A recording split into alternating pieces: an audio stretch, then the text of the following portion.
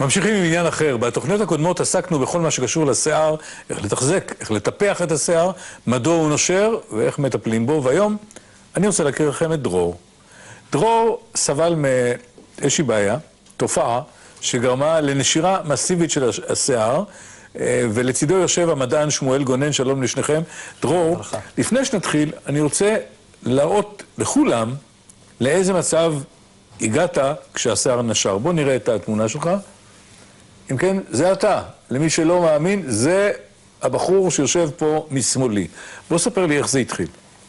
לפני כשנתיים בערך, באופן פתאומי, תוך 3-4 ימים, כל שיער הגוף נשר. כשאני מדבר על כל שיער הגוף, אני מתכוון לשיער הגבות, שיער עיסים, שיער מפסעות, שיער בכל הגוף, כולל הראש. כל שיער גוף אוניברסלי נשר, תוך 3 ימים. מעולה, אתה יודע כמה אנשים משלמים על זה על טיפולי לייזר? אני לא יודע כמה משלמים על טיפולי לייזר, אני חושב אבל שאף אחד לא רוצה שגבות של עריסים או שיער אחר. מדובר על שיער ראש היום הפך להיות באמת אין. כולם עושים קרחות, כולם נהנים, זה הפך להיות למשהו עיתולי. אפילו אתה עם מה שנקרא... עם שאריות שערים. שאריות שערים. היית רוצה, איך אומרים, לפתח את זה. אתה יודע מה, אתה טועה, אבל בוא נשאל אותך, מר גונן, האם המדע היום יודע לחלוטין מה גורם לתופעה הזאת? המדע לחלוטין לא יודע.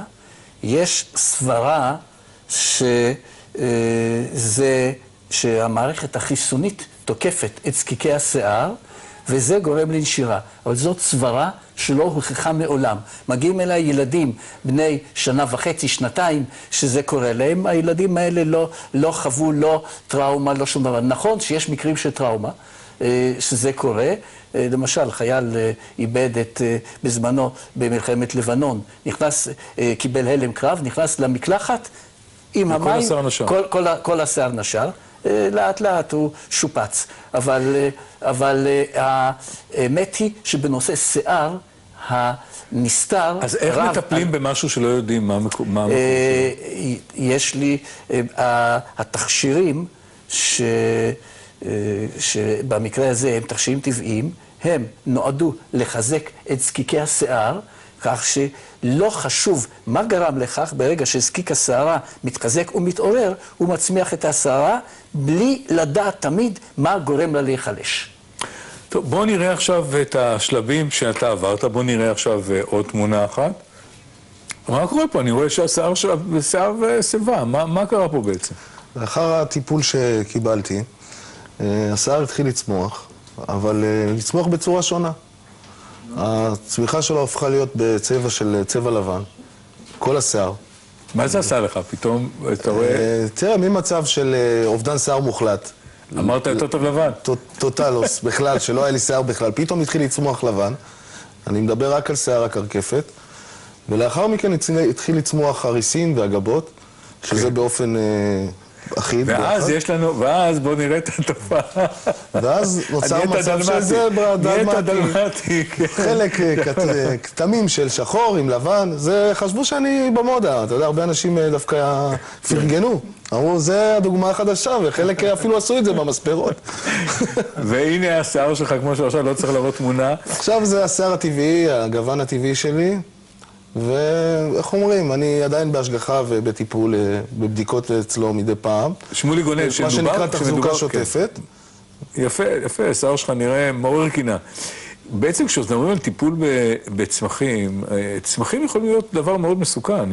הרעלים המסוכנים ביותר בטבע עשויים מצמחים. אתה צודק, ולכן צמחים יש להם 2 קצוות. מצד אחד, ישנם צמחים מאוד רעילים, ישנם צמחים שהאינדיאנים מושכים בהם את החצים, שזה יותר רעיל מארץ של קוברה. בצד השני לגמרי נמצאים צמחים שהם בקטגוריה של צמחי מחל, מה שנקרא edible herbs. עכשיו, ישנו ספר ששמו פרמקופאה, וישנו גם ספר באותה קטגוריה שמו CTFA, ספרים אמריקאים, ששם לגבי כל אחד ואחד מן הצמחים מוגדר מה מידת הביטחון או הרעילות בשימוש. אני משתמש רק בצמחים שאין לגביהם שום מגבלת שימוש. כי למשל יכול להיות צמח מסוים שהוא בטוח, אבל אסור לנשים בהיריון. יכול להיות צמח שאסור בזמן הנקה. צמח שאסור מעל ריכוז X. ישנם צמחים שהם ברמה של צמחי מאכל, שאין לגביהם שום מגבלה. אלה בעצם זאת הדרגה הכי בטוחה בשימוש. יפה.